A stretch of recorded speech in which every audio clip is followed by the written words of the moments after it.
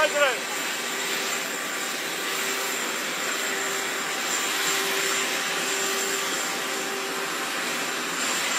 Hello, everybody. Hello, Doug. Hello, everybody. President? How are you? We had a big day in Pittsburgh. $92 billion, but it's going to be closer to $100 billion that's going to be invested by the biggest financial people in the world. We had everybody there from Larry Fink to everybody else you can imagine. And it was a really great day and a very productive day. I think we're over now as a country, we're over $15 trillion of investment, and there's never been anything like that. In the history of our country, there has not been anything like it or even close. So, okay, do you have any questions? Mr. President, you announced the Indonesia deal today. You announced the Indonesia trade deal today. How many more trade deals beyond the letters will you announce before August 1st? We're working on probably 5 or 6. Of the 5 or 6, I'm not sure I really want to do them. You know, you want somebody that knows how to negotiate. But we'll probably have 2 or 3. You know, we insist on opening up the country, which is a big deal. Indonesia was great. He's a great president. And we made a terrific deal where they opened up the entire country to trade with the United States. We weren't allowed to go in and trade. I think something similar will happen with I would say, India. And we have a couple of others. But I have to tell you, for the most part, I'm very happy with the letters. You know, the letters are a deal. You know, I can't explain it any better. The letters are a deal. The press doesn't want to pick that up. But I will veer from those deals on occasion when somebody is willing. Like if Japan would open up their country, they don't do that. They just don't do that. And I don't either. I don't subscribe to it one way or the other. But they won't do that. So we might just stick with the letter. South Korea is inclined to maybe do that. So we'll let you know. But we have letters out. Every time I send out a letter, essentially that's a deal. Mr. President, on the date you gave August 1st, but the date that you gave of August 1st, right. Why stick with the date if you're saying that payments start on August 1st. The only thing that's really sacred about August 1st is that's when payments start. So they have to start paying billions of dollars to you and people. Are you a citizen of the country? Yes, sir. All right, good. You'll be very happy because you're going to be getting a lot of money. Just like they found a budget surplus. We have a budget surplus of $25 billion. Everyone said, how did that happen? It hasn't happened in many years. It happened because of good management and tariffs. You plan to release more details of the Vietnam-China deals? Is there going to be a paperwork released to the public? Well, I might. I don't think it matters how much you release of the deal. We have a Vietnam deal, and I would say that deal is being pretty well set. It's pretty well set. Again, that's an opening of their country. They've opened it up.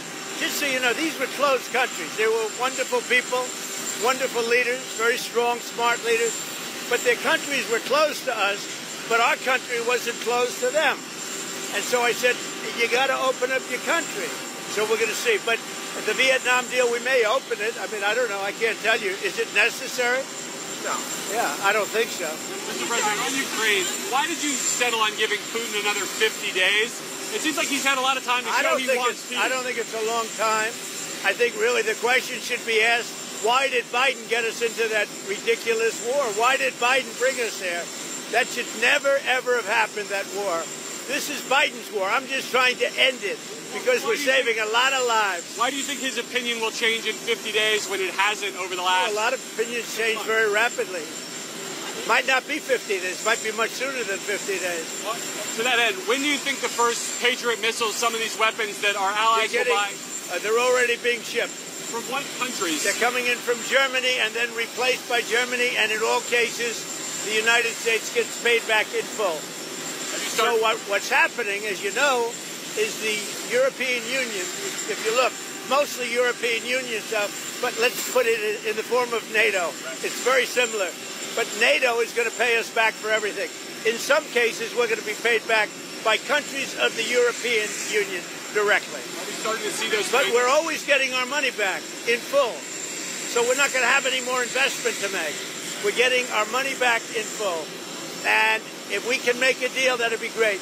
We're saving 5,000 or 6,000 soldiers a week. They're Russian and they're Ukrainian soldiers. They're not American soldiers. And we won't have boots on the ground. But it's a shame. 5,000. Last week they say 7,100 soldiers, both Russian and Ukraine, were killed. Can I ask you about Iran? Have you seen any progress in talks with Iran? We haven't really heard about that in a while. Well, they want to talk. I'm in no rush to talk. They would like to talk. I'm in no rush to talk because we obliterated their site. They'd have to start all over. In fact, it's obliterated to the point that it's not usable anymore. They'd have to pick a different mountain. That mountain is so blown up inside and so unstable that they would have to pick a different mountain. Our people really did the job. Yes, please. On the Fed, sir, would you fire Jerome Powell over the Treasury renovation? Well, he spent $2.5 million building this place. I have to say this. I think he's terrible. I think he's a total stiff. But the one thing I didn't see him as a guy that needed a palace to live in. You talk to the guy, it's like talking to nothing. It's like talking to a chair. No personality, no high intelligence, no nothing. But the one thing I would have never guessed is that he would be spending $2.5 billion to build a little extension onto the Fed. Is that a fireable Nobody's offense? ever seen. I think it sort of is, because if you look at his testimony to the House and the Senate, you take a look at the testimony, it's under it. That whole thing is, he's not talking about the problem. It's a big problem. $2.5 billion, and that's $2.5 billion now. That's going to be a lot more money than $2.5 billion to expand. And with all of that, to house thousands of people to give him information, and yet out of the 71 economists, and they included me and one other person got it right. I got it right, and one other genius got it right. They had everybody else was wrong. 69 were wrong, and 2 were right. I was one of them. And I don't have a lot of people. I have Howard. I have Doug. I have a few people. He has thousands of people, and he got it wrong. No, I think when you spend $2.5 billion on really a renovation, I think it's pretty disgraceful. Chair, sir. Have you spoken to President Putin since your announcement yesterday? No, I have not. Do you think when you speak to him on the phone, does he say that he wants peace? Yeah, he does. What is he saying? He says he wants peace. He does. So far, it's all talk and no action. But, you know, if you think about it, India, Pakistan, we did so many. The Congo, and, I mean, look at the deals we've made. We made all these peace deals. Look at Rwanda. It was an impossible deal to make with the Congo. I made that.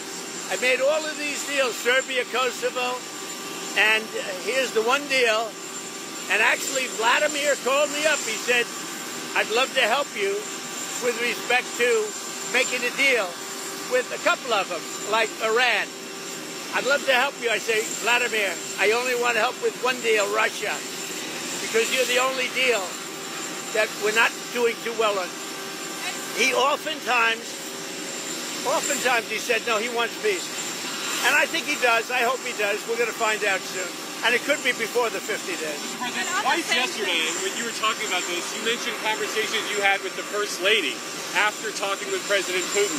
Has she influenced your thinking on this at all? She's very smart. She's very neutral. She's very neutral in a sense. She's sort of like me. She'd like to see people stop dying. You know, people said, are you for one side or another? I'm for the side of people stopping dying. We have 5,000, 6,000, and 7,000 people a week, at least. And that doesn't include people from the cities and towns that are having rockets lobbed in there. I mean, people are dying in the cities and towns too, but we're talking about 7,100 in the last 8 days died.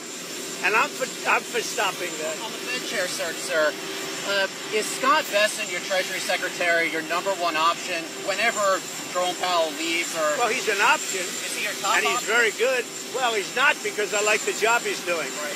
That's why he's not. You couldn't do both, sir? I like the job. I don't know if he was on the plan. Was he on the plan? I don't know. Maybe he wasn't. But I do like the job he's done. Right. So in that sense, probably he's not that much of an option. Right. Scott's been great. He's been terrific. He did a good job today. He's a very soothing force. You know, he's soothing. All right. Mr. President, The pharmaceuticals. The pharmaceuticals will be tariffed probably at the end of the month. And we're going to start off with a low tariff and give the pharmaceutical companies a year or so to build. And then we're going to make it a very high tariff because we got to move them in. Look, there's two ways you do it. You make money or you have them move here so they don't have to pay the tariff. Those are the two ways. The pharmaceutical companies are moving back to America where they should be. Semiconductor, sir, is that in the same timeline? The semiconductor tariff? Similar. Actually less complicated, but similar. Semiconductors and chips. Mr. President, I know you've urged people to move on, but I'm curious, why do you think your supporters in particular have been so interested in the Epstein story and so upset about how it's been handled? I don't understand it. Why they would be so interested. He's dead for a long time. He was never a big factor in terms of life. I don't understand what the interest or what the fascination is. I really don't. And the credible information's been given. Don't forget, we went through years of the Mueller witch hunt and all of the different things, the Steele dossier, which was all fake. All that information was fake. But I don't understand why the Jeffrey Epstein case would be of interest to anybody. It's pretty boring stuff. It's sordid, but it's boring. And I don't understand why it keeps going. I think really only pretty bad people, including fake news, want to keep something like that going. But credible information, let them give it. Anything that's credible, I would say, let them have it. Mr. President, a question on AI. How do you want Americans to think about it? Are you concerned about job loss or privacy, or do you think this is the new technology? Well, it's interesting because we need jobs. We need a lot of people to work. You know, we're going to be building very shortly hundreds of factories, including AI. We're building a lot of car factories. They're all coming in from other countries now in order to avoid paying the tariffs. And we need people working. So if AI can help us with that, that's a positive. Because we're not going to have enough workers to take care of it if we don't create something. So whether it's robots or whether it's AI, we need somebody to take care of. Do you agree with that? I agree. So many jobs to build. I mean, think about $15 trillion. That's 5 million people working in these factories, building them great high-paying jobs in America that President Trump has brought back. So those jobs, of course, are in the wings. So let's go, let's train America, and let's get it going. What do you think about that? What would you say about the job? Well, I think with AI, as Howard and the President said, we're going to need more workers in this country because President Trump, as the greatest economic developer that this country's ever had, has brought back this record amount of foreign direct investment and a record amount of U.S. investment going back into job creation. But the mix is going to change. AI will take jobs away like software development because AI can write code, but AI can't wire a building, do plumbing. I mean, if kids go into the trades today, they're all going to be making $150 grand and they'll have amazing lives, build companies, start businesses. I mean, this is part of the boom of America because middle class, working Americans will never have had it as good. They have lower taxes, lower regulations, and more opportunities to go to work to build things. We need people. We really need, because we're building so many factories in the country, and so AI can help with that. But what also is going to help are going to be robots. You know, the robots, I think, are going to be a big deal, and that's going to help also. On the Russian sanctions, sir, on the secondary tariffs, are you concerned that secondary tariffs on buyers of Russian oil will hurt American consumers, higher gas prices? I don't think so. I think that whole thing is going to go away eventually. It should have gone away. And Putin does say, oh, I want peace, I want peace. But so far, he hasn't lived up to that. So I think it's going to go away. But we're going to find out soon. We're going to find out soon. Can you give us more details on the sanctions? Is it 100% sanctions? No, I don't want to do that. But they're very biting. They're very significant. And they're going to be very bad for the countries involved. I mean, they'll be very, very powerful and very bad for the countries involved. And I hope we don't have to pull that string. And maybe we won't. We'll see. Got to end. Got to stop the killing. Mr. President, were you frustrated today that the House wasn't able to move on that crypto legislation? No, you know, the interesting thing is that 12 votes were votes where they wanted it to be stronger in terms of crypto people. I figured, oh, wow, that's sort of interesting, because I was focused really on today's meeting, not that. But the interesting is the votes, those negative votes, were because they wanted it to be, and the safeguards, they wanted it to be stronger for people with Bitcoin or crypto. They wanted more strength, which is interesting. What do you want to refine in the UK trade deal? We have a little to discuss, but the deal is really very well done. But I'll meet with the Prime Minister. We have a good relationship, and I think it's going to be, and it'll be very shortly, and it'll be probably in Aberdeen, Scotland. Mr. President, at the event, which state besides Texas would you like Republicans to gerrymander? Say it again? Which state besides Texas would you like Republicans to redraw the congressional? Well, there's about 4 of them. I'll let you figure that one out, but we have about 4 of them. In 3 cases, it's 1, and in 1 case, it's 2 or 3. And Texas would be 5. Are you concerned California will turn around and do the same thing? Well, we'll fight them. You know, they're so corrupt in California, you never know what's going to happen. But we've done pretty well in the courts in California, as you see. We're batting about 1,000, ultimately. We start off a little slow, and then we get a lot of hits. Mr. President, you said today at the event in Pittsburgh that if it wasn't for Mr. Lutnick and Mr. Besson, who want to do more deals, that you would basically just go with the letters. You said that a few different times. I just want to clarify. Do you just want to go with the tariffs and no, I think they would like to make deals more than me. I'm satisfied with, but they would like to make deals more than me. I'm not saying they're wrong. I'm just saying, in my opinion, he and Scott and maybe even Doug to a certain extent, you're more like me, I think, but they would like to make deals more than me. I'm very happy with the deals the way they are. Those are very, right? Those are very simple deals. It's whatever the percentage is.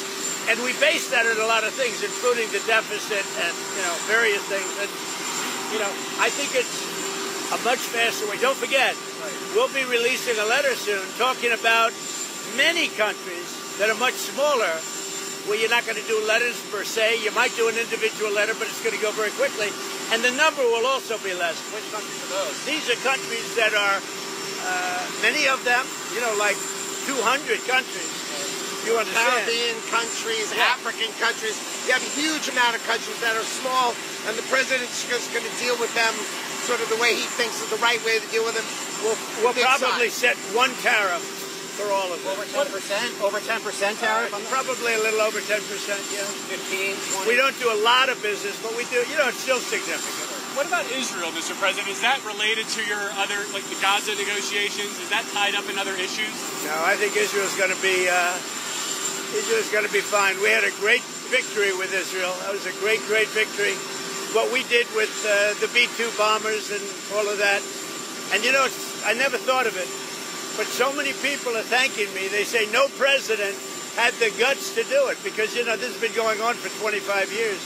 In fact, when the pilots came to the Oval Office, they said, "Sir, we and our predecessors have been working on this attack for 25 years. Have a good time, everybody. Thank you, President. Thank you.